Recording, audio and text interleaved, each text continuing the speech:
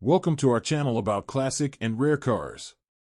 Today, we will delve into the fascinating history of one of the most iconic cars of all time, the Lamborghini Countach. With its ultra-low profile, impressive design, and innovative solutions, the Countach has left an unforgettable mark on the world of automotive art. Let's learn more about its futuristic design, unique technical features, and phenomenal impact on the automotive industry. Get ready for an exciting journey into the history and grandeur of the Lamborghini Countach. The Countach made its public debut at the 1971 Geneva Motor Show. The design of the ultra-low two-seater sports car took the world by surprise. Its most captivating parts were of course the scissor doors, swinging up and forward. Over the years, these famous doors have become Lamborghini's trademark right up to the latest Murcielago. Updated June 6, 2014, one very rare 1975 Lamborghini Countach LP 400 Periscopica was sold during a recent Bonhams event for the impressive sum of $2 million. This is the first Countach ever to break the $1 million barrier. The model is painted in a very cool blue Tahiti paint scheme and has only 10,252 miles. This particular Countach is powered by a V12 engine with an output of 375 HP and mated to a 5-speed manual transmission. The model got its Periscopica name from the periscope mounted on the roof. Bonhams. History. The projected 5.0-liter V12 would be longitudinally positioned at the rear. This engine layout, by the way, was reflected in the prototype's designation, LP 500 or longitudinal posterior 5-liter. To improve weight distribution, the 5-speed gearbox would be rather unconventionally mounted ahead of the engine, virtually between the seats. This meant that the driveshaft had to go all the way underneath the engine to the final drive. The proposed solution was to let it run in its own tunnel right through the engine's sump. This in turn raised the engine position, and with it the center of gravity, forcing the carburetors to be repositioned horizontally to fit under the bonnet. Fuel would be stored in 2 fuel tanks. Another unique feature of the Lamborghini Countach development story is the fact that it had been designed around the then-new Pirelli P7 tire. Development of the latter got, however, behind, and the new tires would not appear before 1978. That is why the prototype and the first generation of road cars stood on rather modest 7.5 by 14 and 9.5 by 14 cast magnesium Campagnolo wheels shod with Michelin 205/70 and 215/70 respectively. The 5.0-liter V12 project was abandoned after the engine exploded during tests. Instead, Lamborghini reverted to a more reliable 4.0-liter version based on the Miura power plant. Still, with 4 camshafts and 6 horizontal 2-barrel carburetors, the V12 delivered 375 brake horsepower at an incredibly high 8,000 RPM and 368 pounds-feet of torque at 5,500 RPM. The prototype's futuristic but very un-Lambo interior was done away with and replaced with a more traditionally styled leather-clad dashboard and seats. The first batch of Countach LP 400 produced between 1974 and 1978 numbered only 150 cars before the first evolution appeared in 1978 when the Pirelli P7 tires became available. With the help of Canadian F1 racing team manager and multiple Countach owner Walter Wolf, chassis designer Dallara developed the LP 400S. The new style telephone dial wheels were covered with 205/50 at the front and ridiculously wide 345/35 Pirellis. No wonder Lamborghini clinched the title for fitting the largest tires ever on a production road car. Needless to say, the complete suspension geometry and chassis setup needed revision. To house the oversized rubber new wheel arch extensions were created, giving the Countach finally its famous squat stance. Another novelty consisted of the optional V-shaped rear wing. While this undoubtedly enhanced the dramatic styling of the Countach on steroids, it remains debatable whether it did actually improve the Countach aerodynamics. Ironically, the meaner and leaner but also heavier LP 400S proved actually slower in top speed, 158 miles per hour, than the LP 400, also because the engine had been left untouched. The LP400S stayed in production until 1981 and some 235 cars were manufactured. The next logical step of the Countach evolution consisted of stretching the V12 to a full 5 liters like had been planned more than a decade ago. In 1982, the LP500S, or 5000S as it became known in the USA, was introduced. But despite the name, the bigger engine only measured 4,754 cubic centimeters. Still fed by 6 double carburetors, the V12 equally put out 375 brake horsepower, but this time at 7,000 RPM.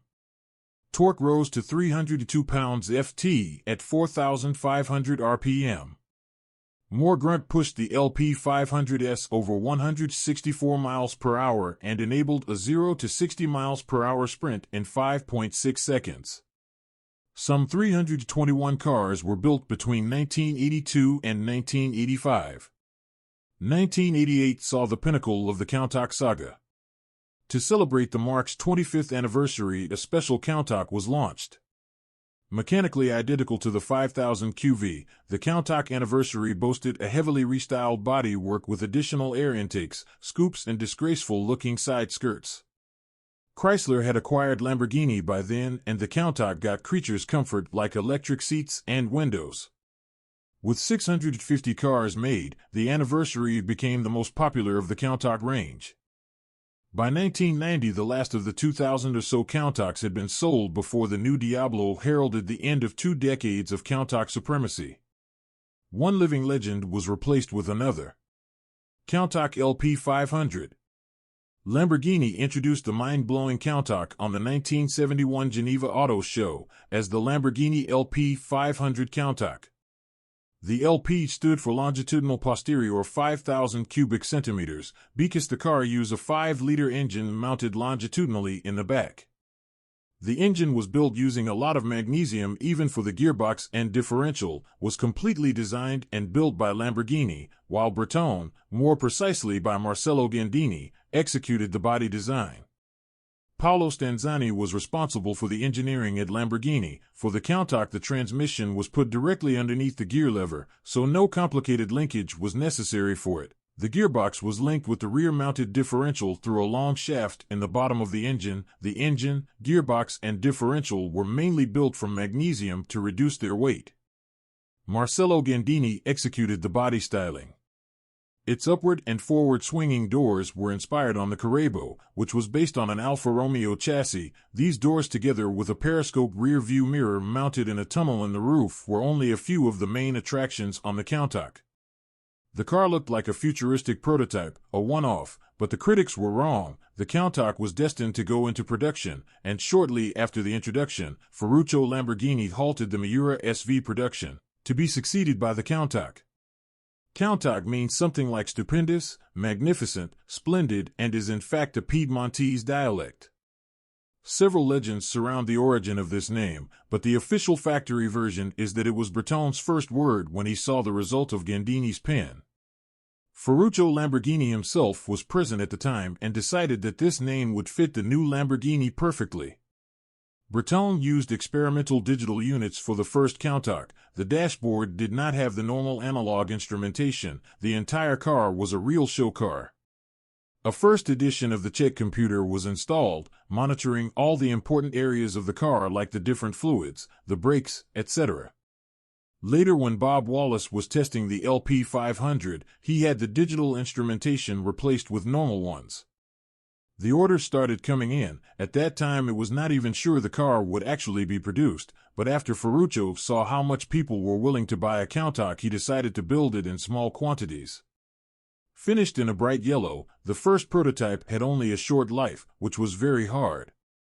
Various modifications were needed to transform the unique prototype into a production model. Large air scoops were installed on top of the rear fenders to pull the air into the radiators, who were now mounted vertically.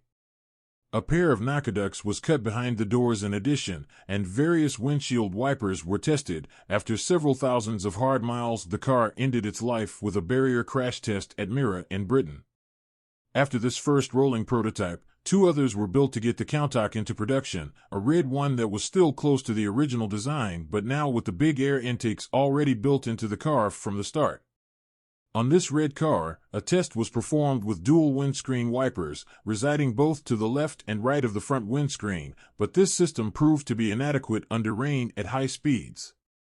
Bob Wallace tested the second prototype during several circuit runs, but a third prototype was needed to be really able to get the Countach ready. This green example was later also used for the first official factory brochure offering the Lamborghini Countach LP400 as a production model. Later another brochure was created with an actual yellow production car. The green car already featured the single windscreen wiper system that would be used on the actual LP400. The front bumper now was lowered a bit and included driving lights like the LP400 would later on. These late prototypes used the 4-liter engine, which would be built into the actual production model, but the side window configuration of these prototypes never made it into production. Countach LP400. To bring Countach into even limited production, a lot of work still had to be done. The show car was only a prototype and the engine that was installed into blew up on the first tests. The car could be saved, but the engine needed too much work to be made reliable enough for production, so they returned to the 4.0-liter unit. The engine cooling was another major problem. Like the previous Miura, with the horizontally mounted radiators, the engine immediately overheated. They had to change the entire cooling system, switching to vertically mounted radiators, but they now grabbed air through 2 scoops and 2 Naka inlets behind the doors. Other outside changes were the installing of an effective windshield wiper system with one big wiper and a smaller one, and a rear view mirror was put on the bodywork. A change that was less well visible was the raised bumper point to reduce the nose slope, because at high speed the steering became very heavy. Apart from these changes, the LP500 was right to start with. The car was very fast, looked stunning and offered superior handling over the Miura SV. The first LP400 Countach prototype was shown on the 1973 Geneva Auto Show, painted in a bright red and with a black suede interior. It showed the air intakes and the Naka ducts and had the 4.0-liter engine installed. On the inside, the digital gauges were removed and the periscope rear view mirror was abandoned. Bob Wallace used this car to perform various hard road and track tests. These tests led to a second LP400 Countach, which now used a tubular chassis. Driving lights were built into the front bumper, together with air intakes underneath it for the front brakes, and the installed windshield wiper was the same as on the actual production cars, while the first, red prototype used 2 wipers. The Countach was shown to the public on the 1973 Paris Auto Show with dark green exterior and brown upholstery. This specific prototype was used to construct the master model, a wooden construction that the panel beaters used to form the body panels on. Some small changes were still made, however. The body was made 13 centimeters longer, and the curvature of the rear mudguard was raised a few centimeters. The first production prototype was constructed entirely in the Lamborghini factory during the autumn of 1973. This car featured the final side window arrangement using 3 pieces of glass instead of the previous 2. In addition, the final interior styling was carried out. Now the dashboard was equipped with American Stewart Warner instrumentation. This first production prototype was finished in a bright yellow with natural brown upholstery. The dashboard was covered with dark brown suede. This car was shown on 1974 Geneva Auto Show and was featured in the factory folder, and after 3 long years the development team succeeded to convert the LP500 into a production car, but by this time, while the first LP400 Countach was shown on the 1974 Geneva Auto Show, Ferruccio Lamborghini sold his company to the Swiss Georges-Henri Rossetti and René Leimer. The future of Automobili Ferruccio Lamborghini did not look as bright as the yellow Countach, but it was this single model that would keep the company alive over many troublesome years. On April 11, 1974, the first production Countach left the factory and was delivered to a customer in Milan. This first production model of the Countach is considered to be the most valuable today. These cars were actually among the fastest Countach ever. Even the QV that was introduced during the 80s had trouble keeping up with a finely tuned LP400 model. After the initial LP400 model, the factory came up with every boy's dream, the LP400S, wide wheels, arches, massive Pirelli tires, and big wings, some even at the front or on the roof of the Countach. The original LP400 Countach was the only uncluttered model made of this exotic among supercars for the purists. No wings, no wide wheels, just pure lines. That's all the Lamborghini Countach needed to become the best-selling car Lamborghini saw until then. These LP400 models are considered to be the most interesting Countach these days from an investment point of view. Only a handful remain, and even less are in perfect condition. A model that would remain in production for many years, until in the early 90s the Diablo would take over the reign of the Countach. The latter still remains the ultimate car for an entire generation of people. Many students had this Lamborghini featured on a poster in their bedrooms, with or without the usual female addition. There is probably not a single scale car collector in the world that doesn't have at least one model of the Countach in his possession.